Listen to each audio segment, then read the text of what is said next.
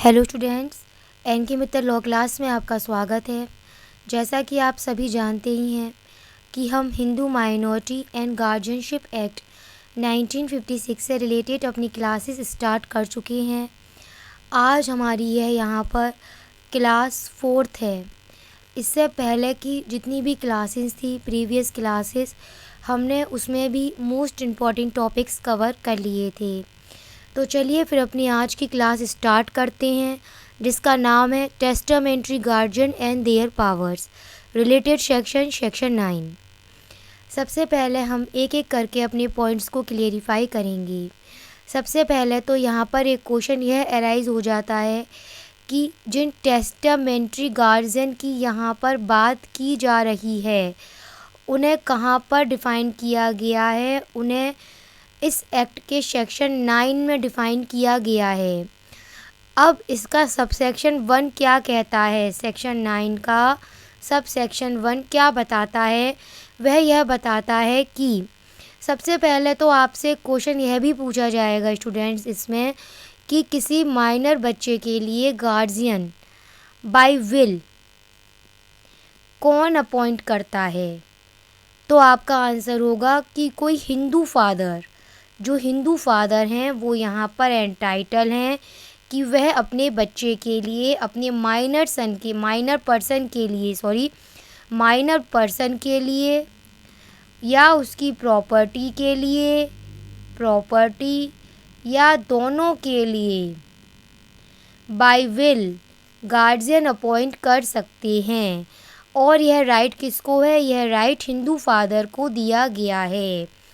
देख लीजिए, Hindu father entitled to act. अब हम आते हैं सेक्शन 9 के सब सेक्शन 2 पर, जो यह बताता है। अब आपको इसमें एक बात समझनी होगी स्टूडेंट्स कि अगर फादर के द्वारा बाय विल कोई गार्जियन अपॉइंट कर दिया जाता है, तो by will appointed guardian effected कब से होगा, कब से उसका इफ़ेक्ट माना जाएगा। तो मैं आपको इसमें एक बात बता दूं कि अगर फादर के द्वारा बाय विल गार्जियन अपॉइंट कर दिया गया है, ठीक है, लेकिन उस माइनर की मदर अभी भी जीवित है उस माइनर की मदर, तो फादर के द्वारा बाय विल जो गार्जियन अपॉइंट किया गया है वह इफ़ेक्टेड नहीं होगा। अब एक क्वेश्चन यहाँ पर यह एराइज होता है कि फादर के द्वारा जो गार्जियन बाय विल अपॉइंट किया गया है वह कब इफ़ेक्टेड होगा। तो एक बात समझ लो, अगर उस माइनर पर्सन की जो माँ है, जो मदर है, उनके द्वारा कोई भी गार्जियन बाय विल अपॉइंट नहीं किया जाता है, और हम जैसा कि जानते ही हैं कि फादर पहले से ही एक गार्जियन बाय विल अपॉइंट कर चुके थे। जिस वक्त माँ, उस माइनर बच्चे की माँ जिस वक्त मर रही हैं, उनके द्वारा बाय विल कोई भी गार्जियन अपॉइंट नहीं किया गया है, वो बिना गार्जियन बाय विल अपॉइंट करे हुए मर जाती हैं, तो फादर के द्वारा जो गार्जियन पहले से अपॉइंट किया जा चुका था वह गार्जियन यहाँ पर रिवाइव हो जाएगा, वह इफ़ेक्टेड हो जाएगा। इसी बात को सेक्शन 9 के सबसेक्शन 2 में बताया गया है। सबसेक्शन 3, सेक्शन 9 का सबसेक्शन 3 यह बात का क्या कर रहा है ये समझ लीजिए। एक बात आपको पता होनी चाहिए, अगर कोई फादर किसी गार्जियन को अपॉइंट करने के लिए डिसएंटाइटल्ड हो चुके हैं, क्या हो चुके हैं? डिसएंटाइटल्ड हो चुके हैं, तब ऐसे में जो हिंदू विडो या फिर कोई अगर हिंदू मदर है जो उस बच्चे के हैं, जो कि वहाँ पर एज अ नेचुरल गार्जियन काम कर रही हैं, तब उनके द्वारा उस माइनर पर्सन के लिए या उसकी प्रॉपर्टी के लिए या दोनों के लिए गार्जियन अपॉइंट किया जा सकता है। अब आप समझ लो सेक्शन 9 का सबसेक्शन 4 क्या कहता है।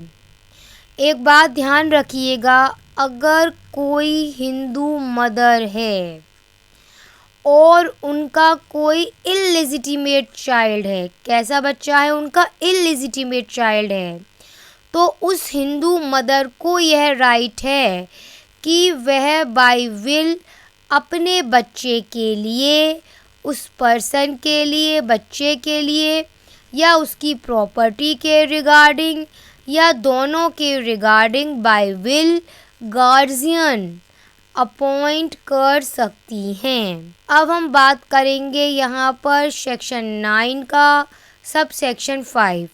अभी तक हमने यह जान लिया कि कौन लोग गार्जियन अपॉइंट कर सकते हैं बाय विल।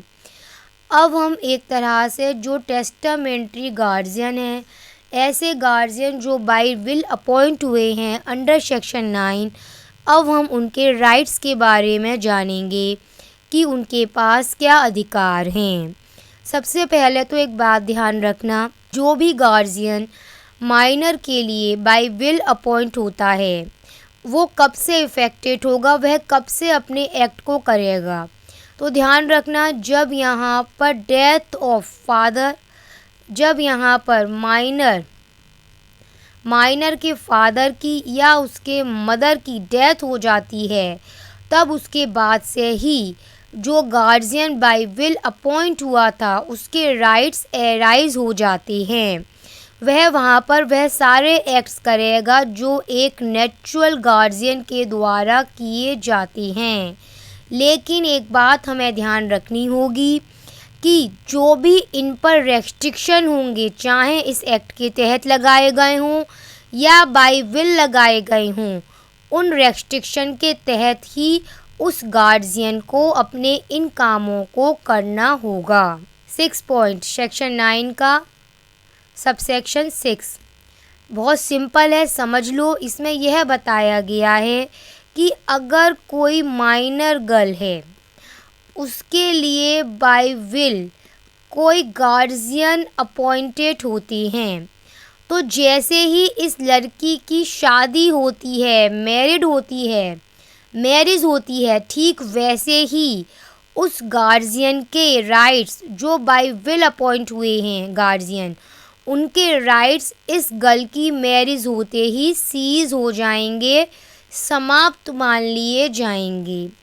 तो स्टूडेंट्स, आज हमने यहाँ पर अपना सेक्शन 9 जो कि टेस्टामेंट्री गार्जियन और उनकी पावर से रिलेट करता है, हमारी आज यहाँ पर यह वाली क्लास कंप्लीट हो जाती है।